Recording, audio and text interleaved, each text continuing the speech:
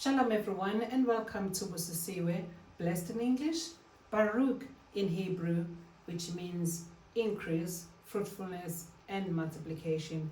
I am Abigail. We continue looking at what was created on day 1. We are told in the book of Jubilees or Yobel, chapter 2, from verse 1 to verse 3, that Yahweh created the Shamaim or the heavens on day 1 and the Maim or the waters also on day 1. It said that it actually created seven works or 7 creations on day 1. It was the Shamaim or the heavens, the Maim or the waters, the Arets or the earth, the abysses, the angels, the spirits or the ruachot or the angels, the darkness as well as the light. And I did explain in the previous teaching that unfortunately all this information is not, or most of this information is not covered in Genesis chapter 1. It was only light that was mentioned and not as a creation of day 1. A lot of people are asking me, what is this obsession with Hebrew? It's not an obsession. It is, I've said it over and over again, that it's very important because of the translations to read information from the original language in which it was written, or closest to the original language in which it was written, or to hear the message closest to the original language in which it was written, because as it goes further down, it loses meaning, it loses context, it loses understanding, especially in the way the language as in English.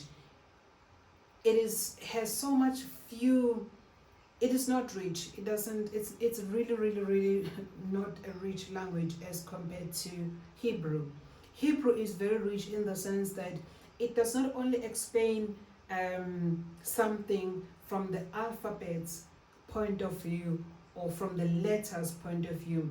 The letters have a meaning.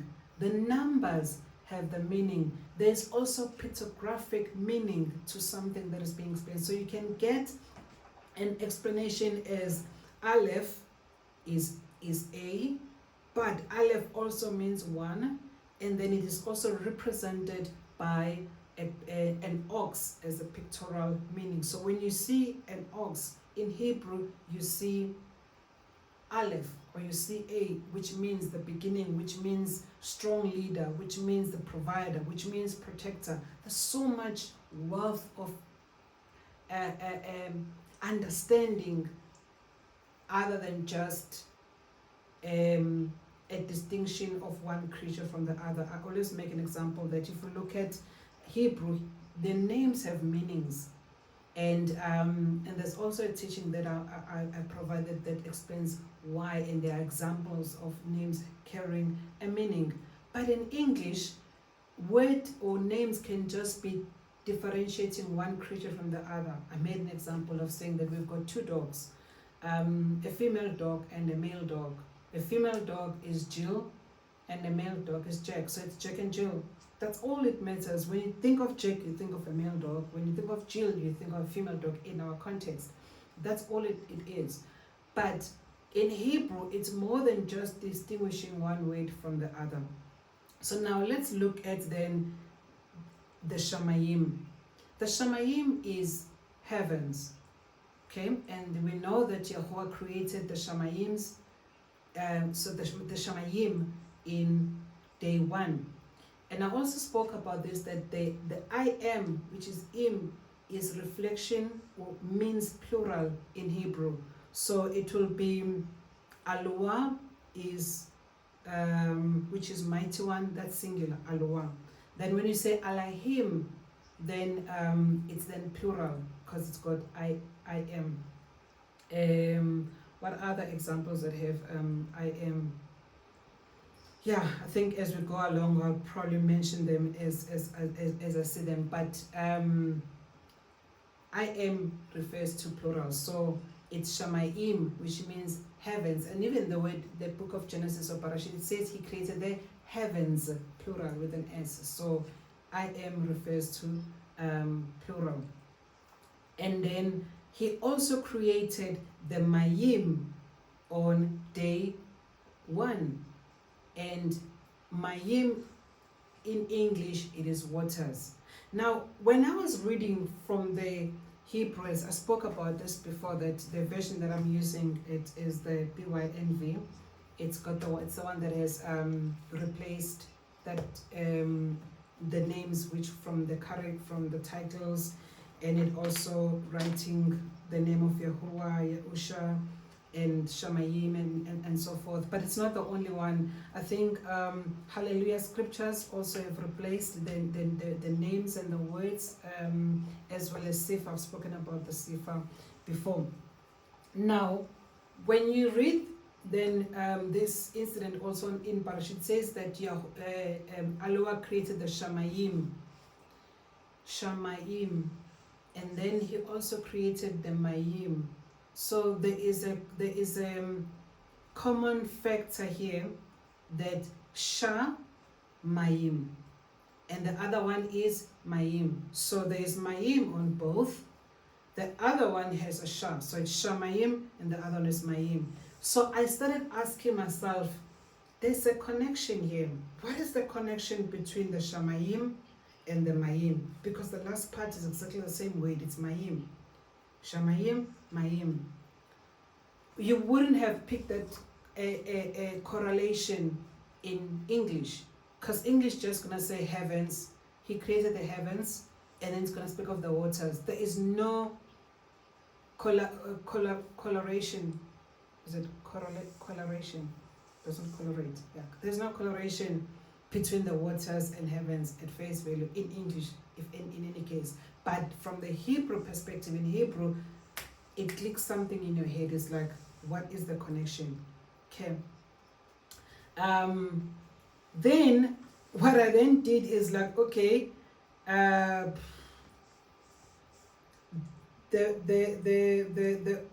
one thing in our generation, when you want to find out something, we just Google it. Just like type, what is Shamaim and what is Maim? Just put that on Google. When I Google the word Shamaim, it says it is the Hebrew word meaning water. It says that can I just read that again? When I Google the word Shamaim, it says it is a Hebrew word. And this Hebrew word has a prefix Sha, and then there's a word Maim, which I already picked up that there is a Maim, which is a common factor on the two words. And then the word Sha, in this case, it says that it means like. So the word Shamaim, it means like the Maim, or like the waters.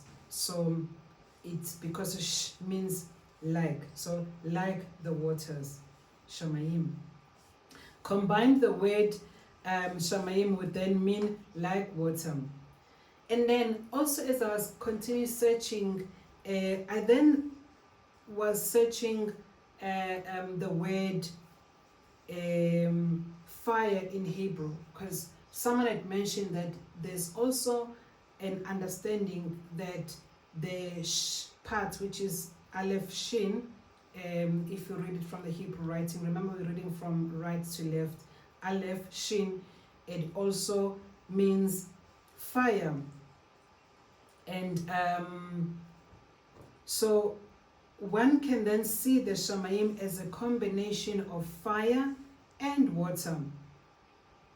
And if then it's talking about the combination of both fire and water,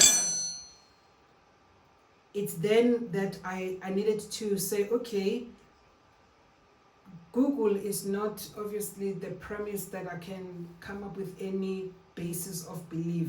The word of Yahuwah is the foundation that I can always compare anything with it.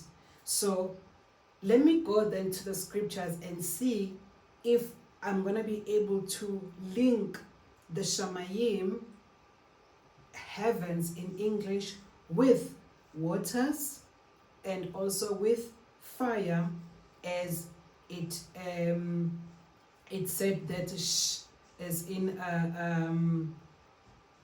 shin was the meaning or a prefix for like, and then aleph shin is the Hebrew word for fire.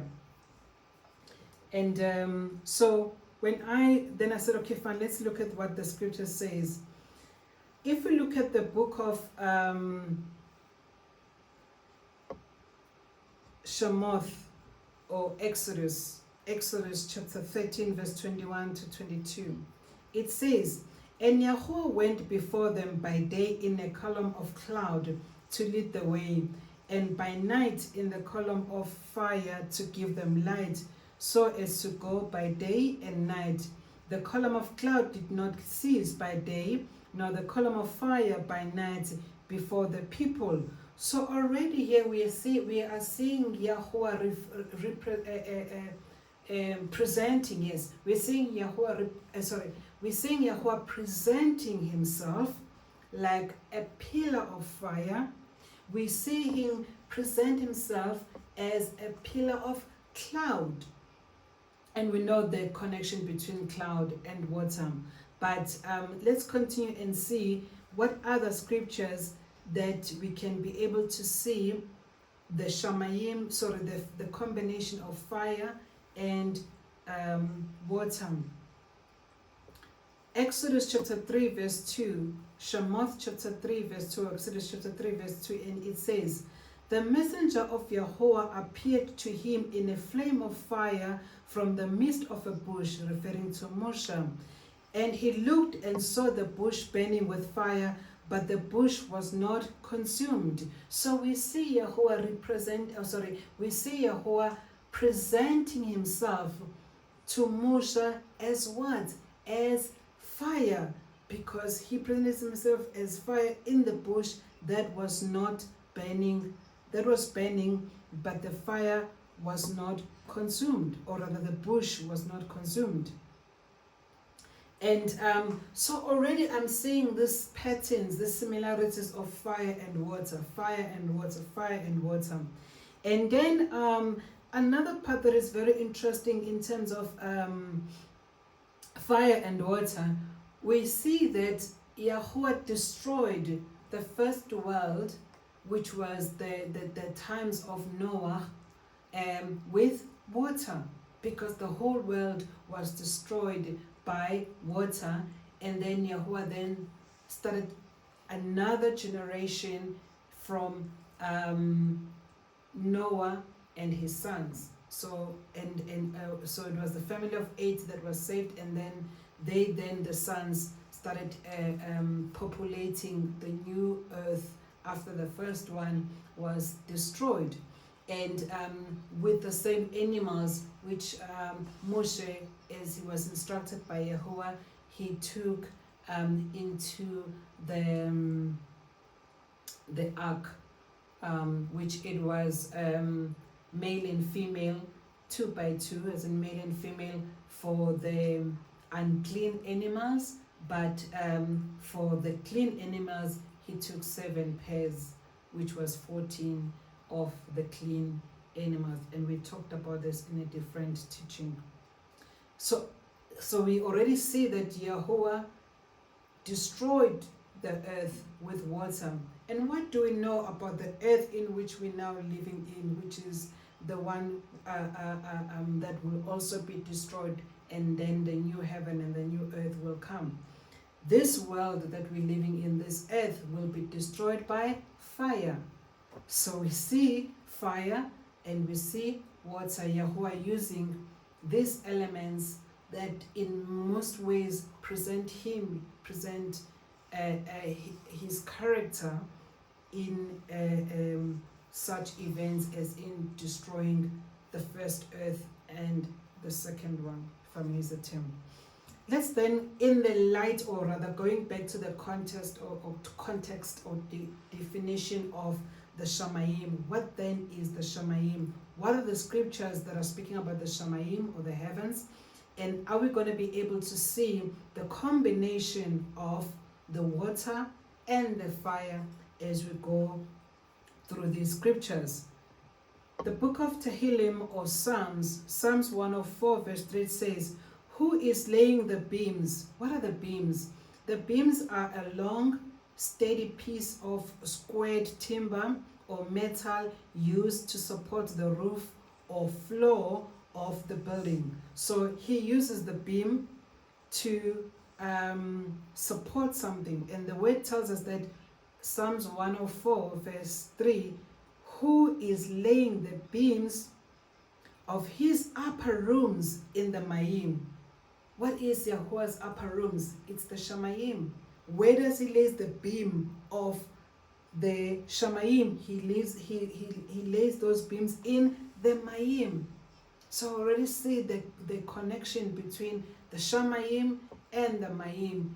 And he lays the beams, which we're saying that beams are a long, steady piece of squared timber or metal used to support the roof or a floor of a building. So Yahuwah uses the beams to support the Shamaim, and he puts these beams in the Maim. So we already see the connection between the two.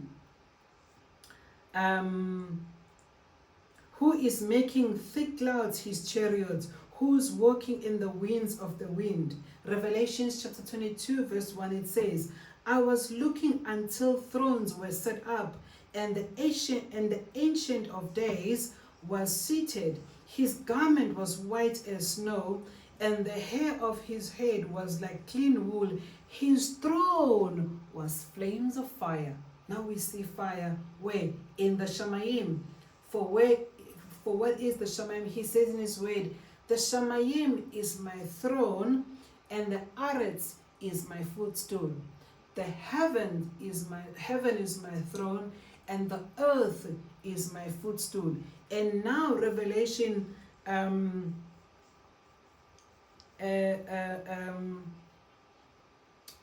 sorry, that was Daniel chapter 7. Sorry, I was on Revelation 22 verse 1. Revelation 22 verse 1, it says, he showed me a river of life, clear as crystal, coming in the throne of Yahuwah and of the Lamb. Revelations 22 verse 1. Pardon me, I was referring to Daniel 7. It's actually Revelations 22. So Revelation 22 verse 1. He showed me a river of water of life. So we see a water of life, a river of water of life coming from where? Coming from Yahuwah's throne and of the Lamb. The water, the Maim coming from the Shamaim. The Maim from the Shamaim. Clear as crystal coming from the throne of Yahuwah and of the Lamb. That was Revelation 22:1. Daniel 7 verse 9 to 10, then it reads, Daniel chapter 7 verse 9 to 10, it reads, I was looking until thrones were set up, and the Ancient of Days was seated. His garment was white as snow, and the hair of his head was like clean wool. His throne was flames of fire. So we see Daniel seeing his throne as flames of fire. We see Yahukanon or John, who is writing the book of Revelation, seeing river of water of life coming from his throne. The combination of the Shamai, of the Maim and the which is fire, hence the word Shamayim. As I spoke earlier on about Aleph Shin is fire, and Shin is a prefix that speaks to like water. And we see then the combination of the two. Daniel continued to say, his throne was flame of fire, its wheels burning fire. A stream of fire was flowing. A stream of fire was flowing. What do we know to be flowing? It's the river. The river flows. The water flows. But in this case, it is a fire that is flowing. Remember the definition of Shamaim said like Maim, like water. And we know that water flows, river flows. And coming forth from his presence, a thousand thousands served him. This is now referring to the Malakim, or that's another word for I am. Malak is singular for angel. Malakim, I am, is then angels, plural. Malak can also be king, and Malakim, kings. And Malak can also be messenger, and then Malakim, messengers. So the one word Malak refers to angels, it refers to kings, it also refers to messenger. And then in plural will be messengers, Malakim. And 10,000 times 10,000 stood before him. The judge was seated and the books were open. Hence I spoke about, remove that picture of that you have in your head of naked fat babies as with a little bit of cubit and so forth as angels. Those are not angels.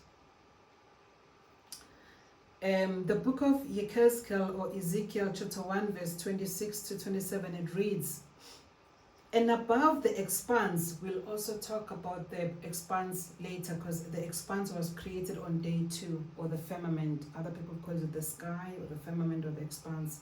We'll discuss that as in the next teaching within the same series, because that was created on day 2.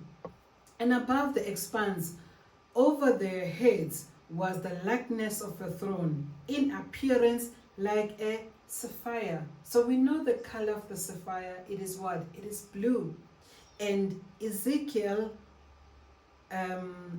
Yechezkel saw it in chapter 1 verse 22, chapter 1 verse 26 to 27, that and above the expanse over their heads was a likeness of a throne. So Ezekiel saw the likeness of the throne, the appearance of which was like sapphire. And sapphire is color blue.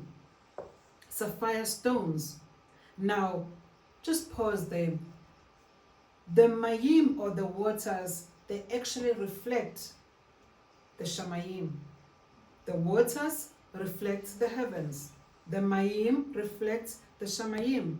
So, the reason why you see the water, the sea being blue, it's not because it's blue, because when you scoop the water is not going to be blue. The water is going to be colorless. But when you watch it and you see it, especially on a beautiful sunny day, it's going to be blue. Why? Because it is reflecting this sapphire stone, which was the appearance that Ezekiel saw as the likeness of a throne, the appearance of which was sapphire stone, which is blue in color. And that blue then reflects to the waters, and then you see water as in the ocean or the sea, as in blue on a beautiful sunny day. It's not blue. As you scoop it up, you just see the water's colorless. It's the same with the swimming pool. You can look at the swimming pool and go, oh, it's so beautiful and it's so blue, especially when it's been nicely cleaned. It's just reflecting the skies. Hence, the combination of the Maim and the Shamaim. It says, and on the likeness of the throne was a likeness as the appearance of a man high above it. Verse 27. And from the appearance of his waist and upwards, I saw what looked like glowing metal with the appearance of fire, and around within it. And from the appearance of his waist and downward, I saw what looked like fire and brightness around. So you see this combination of fire and water, of sapphire blue and fire. Shamaim and the Maim. Ezekiel 43 verse 2, it says, and see, the esteem of Alua of Yisrael came from the way of the east, and his voice was like the sound of many Maim. The voice of Yahuwah was the sound of many Maim, waters. And the earth shone from his esteem. Revelation 1 verse 15 reads, and his feet like burnished brass, as if refined in a furnace, and his voice as the sound of many Maim. And as we close this part, we also close with a book in Revelation chapter 19 verse 6. And it says, and I heard as the voice of a great throng, as the sound of many Maim, and as the sound of mighty thunder, saying, Hallelujah, for Yahuwah our El Shaddai reigns. So we then now see what is this common factor between the Shamaim and the Maim. The water and the fire. And we would not have had that understanding purely from English of the heavens and of the waters, but through looking at things from the Hebrew perspective, the language of creation, as the word says, which you have read in the book of Joshua in the previous teachings, and which these books were transcribed from. That's why we need to be looking at the scriptures from the Hebrew perspective. Shalom, everyone, and then we'll then be looking at the abysses and as to where it is. And then you'll remember I did the teaching as to where do people go when they die. This then is explained in the abysses. Shalom.